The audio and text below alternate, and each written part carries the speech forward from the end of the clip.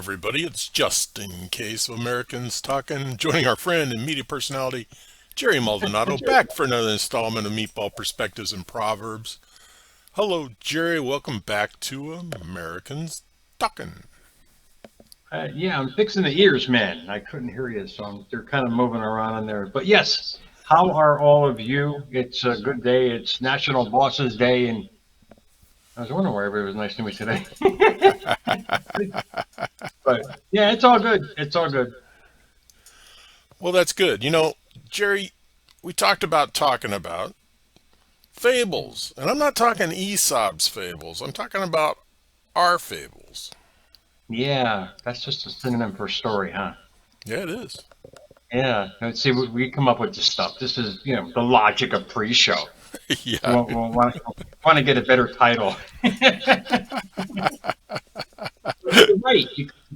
People live by that, and people live by. And I've been going deeper with my show on how our fables or our story affects our daily life every day. And people think that it's that fables that they'll just go away. No, no. Our story is more than just what we think about every day and what has happened to us, but it literally now with science is become amazing. And I love sharing this stuff with people because it's not just your mental state now that you keep reliving those so-called fables every day or events that have happened to you, but it gets embedded literally into your physicality, into your cells. And what happens from there, which is quite astounding, your cells don't forget, man. I just did a show last night on how your eyes are basically these crystal, beautiful windows to the soul, but their purpose is to just collect data, send it to the brain, and what the brain is used to seeing, it only picks out and expunges everything else around it. I was giving a narrative about looking for stuff from my mom, how it was right in front of me, but because my state of mind was aggravated at the time and trying to find her specific kind, it was right in front of me. I didn't see it because my mind was focusing on what? Tension, aggravation, stress, and so on and so forth, rushing around trying to help her. But getting back to that, every part of us is not just a mental state. People have to grasp that for themselves. What you keep focusing on every day actually gets embedded into your personality, which hence creates your energy, which hence creates your personal reality. And me, myself, and I can. When I wrote this, it got turned down by a million publishing houses because there's three components to a. There's a front matter, there's a body, and there's a back matter. Me, Myself, and I Can was a simple narration of 44 pages of you writing a story about yourself, the logistics behind it, and 365 pages of blank paper for you to go and to rewrite that story every day. Why? Because exactly what I just said. It's not just a memory. You have to expunge it from your body itself with a new thought process to create new feelings, therefore a new energy, therefore a new life. Your take. Well, absolutely. When we talk about our story and we talk about, I do like fables because that's just a cousin to folklore, which means it's there forever. But with our story, with our fables, it's almost like it's a living organism. It's Oh, constantly changing. We're writing our story right now in this very moment. If you're here yeah, watching this, that's part of your story. yeah. Evolution, indeed. Yeah, And people have got to grasp that for themselves. The more they live in the present, and you're not talking about Salah, you're living in the present, you keep evolving from that present. right. People, yet they're living in the past every day. They wake up. The minute they wake up, they think about yesterday. Guess what they create for today? More of yesterday. And the hamster wheel continues. That with repetition, indeed, like I wrote in my book. And people thought it was nuts. They said you got to have three bodies, you got to have this, an index. But I said, no, no, no. That's not transformation. That's indoctrination. You can't transform by other people's rules. You can understand it, you kind of get the breadcrumbs from it, but your transformation is you narrating those fables and new fables per se of the new life that you want every day And that starts to get embedded in your psyche, and then from your psyche and yourself and every part of your being. And so you're basically rewiring what you're thinking about every day. Therefore, you're rewiring what you're attracting every day. People have a hard time grasping that. How can it be so simple? It really is, but it's a diligent effort on your part. I didn't have a choice, man. I was sitting in a 12 by 12.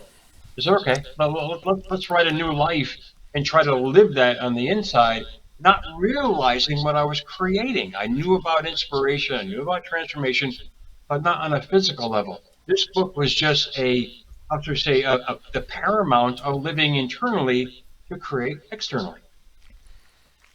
Well, exactly, Jerry. But while you were doing that, you were in the moment.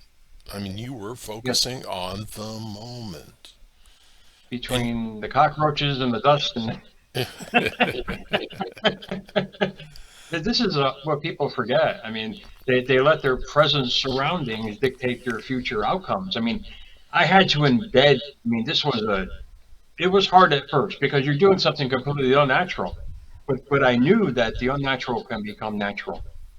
And if people can grasp that, they can change their own narrative. They can understand their fables. They can say, wow, I learned from that. I learned from this. But in essence, at the present moment now, you're creating a new one. So why not create a better one for yourself and understand that life can indeed get better, but you have to rewrite the story that you've lived by. And few people can do that because they're all. If you look on the internet now, it's everywhere. People are just trying to give advice in the past, but they're still living by the past. You right. can't do that. You got to live right now, choose right now, create a story of your now, and then you start becoming that in your physical presence.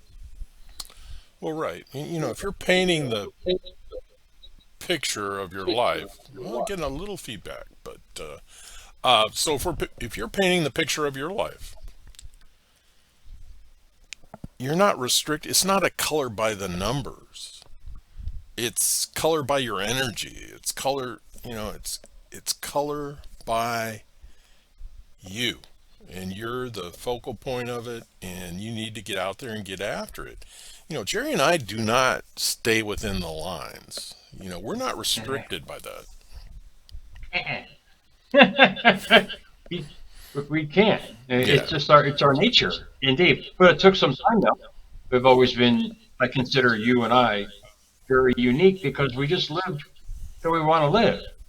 Right. Like I was telling you before, I took a nap in the afternoon. Next day I woke up, it was dark out. I have no time limit. I do what I want and what I want because it makes me feel good. You people do that every day. Yes, indeed, that's part of my story. It's called taking care of myself. And that was one of the components where I never did, before that. I was always taking care of other people, and there's nothing wrong with that. That's not being, you're not being selfish by taking care of yourself. You're just creating a better energy for yourself. At the end, I mean, you're the one that pays the price for all your sacrifice. So why not sacrifice the best you every day by creating a story, just rewriting it every day, however way you want. Like I put in components every day in my journal, whatever little time I have, I make sure I dedicate that time. You dedicate that time to yourself and create a narrative of who you are that in turn is going to manifest because you're going to start believing in it. Most importantly, you're going to hotwire your brain or rewire your brain to start, how should we say, taking it in and allowing it to happen and not expunging it from your old past. Well, absolutely. And you've created a reference manual for yourself, something you can refer to. Yeah. Oh, yeah. And then from there, you have tales to go read back from. Right. you, you figure out exactly. I mean, I look back now in the journals and where I was to where I am now, and it's an evolving process. And it's hard for people to get, but yet don't believe in karma. It's going to get you. What is karma? It's an energy. What are we? Energy. Everything is energy.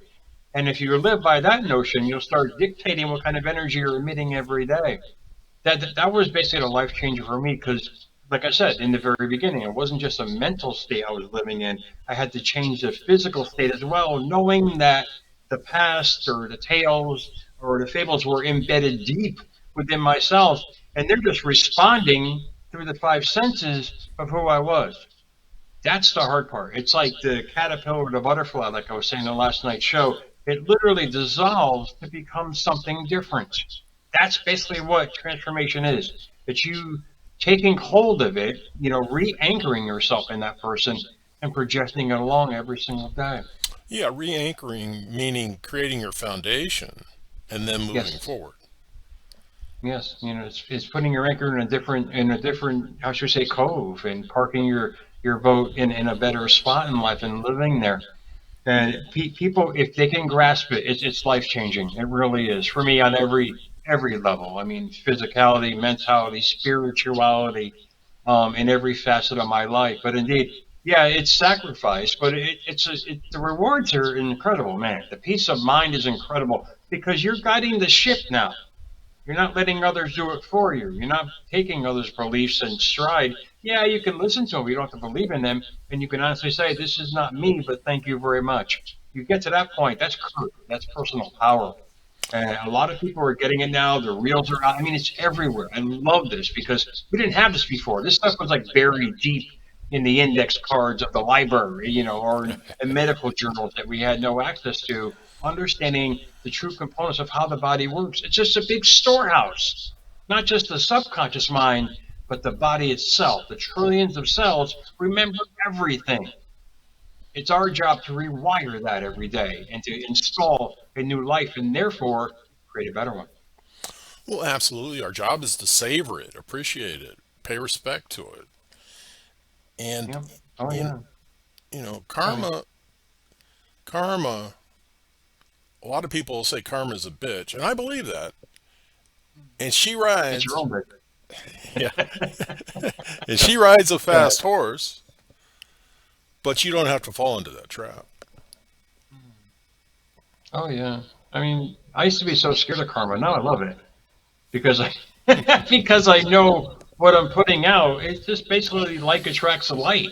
Whatever that like is, like energy attracts the same energy. Indeed, whatever energy you're putting out. That's why people, by practicing it every day, being that best you, putting that out every day, the karma it's guaranteed to give you what you're giving out. Right. The laws are precise. And when I realized that, not believing in a deity outside of me, but believing the deity is within me, I create my own karma. And anything I do, indeed, I believe in a higher power, but the higher power was given to me and everybody else as well. We're not denied nothing in this world. People seem to think that if there's an outside source that is going to take care of us or get that person. No, it's you letting go of that person that'll take care of that person because you don't think about it anymore. Let that person do its own thing in life, create its own path. You don't need to sit there and keep focusing energy on that because it's not going to help you in the long run. Right. You'll have your roadmap. You'll have your Yes, roadmap of what you need to happen. And, and the idea that the energy is within us all, and it is. It it is. We is. just need to tap into it. And it's astounding the information on that now. And people could never believe that. I mean, this is why, books were expunged from the Bible in the fourth century because they were telling us precisely what was in there of the power that we had. And back then they said, wait, that's too much power, too much information for people to understand. Yeah, well, I get it now, Meatball. I know exactly what you were doing. Not in a bad sense, but they knew precisely what was going on. And the writers of these words knew it for themselves as well. That's why they put it in metaphors and tried to explain to people, from their perspective, how things happen, why things happen, how they got the information. I have no idea, but I love the wisdom. I love the fact that says, look, we have everything that everybody else has. You have free will to choose how you're going to use it. No, absolutely. You know, for good. Be a Cape Crusader. Oh, absolutely. We are our own Superman, indeed. And we're all Superman and women. Yes, I know. I didn't forget about you guys. Or whatever pronoun you want to use today. But we all have this superpower. Right. And how we use it every day is going to dictate how our body reacts and how you recondition it, which is most important. It's like getting an old engine. I went to tech school, believe it or not. I was a grease monkey for many years. And literally, the precision involved in putting back an engine between the torquing and the poundage that is needed to get it to work correctly, you need a manual to do that. Indeed, create your own manual, which is your journal, or whatever you believe in every day in your thought, word, and deed. every day. But you need the precise elements to make that engine run correctly. People don't want to go through that in life with their transformation. They want it to happen, snippy, snappy, this and that. But you have to rebuild the engine from the inside out. And with this precision of the laws of the universe are well doctrinated everywhere. You just got to follow it. And if you follow it, hence your karma, your energy every day, life is going to start giving you that every day. Well, Jerry, I think that seems like a good place to wrap this one up. Absolutely. You're awesome. I'm going back to bed, man. Hey, everybody needs to understand that Jerry gets up at a time the rest of us are sound asleep. So his We're just nap, sound asleep. his afternoon naps are not naps. They're it's about time for him to go to bed. It's bass backwards, yeah, but it's okay. It's all good, man. All right. All right, everybody. This has been Justin Case and Jerry Maldonado bringing you Meatball Perspectives. Thanks for joining us. Remember, additional information and links provided in this video is read more. Today's the day to subscribe to this channel. Please learn more about Jerry Maldonado when time permits.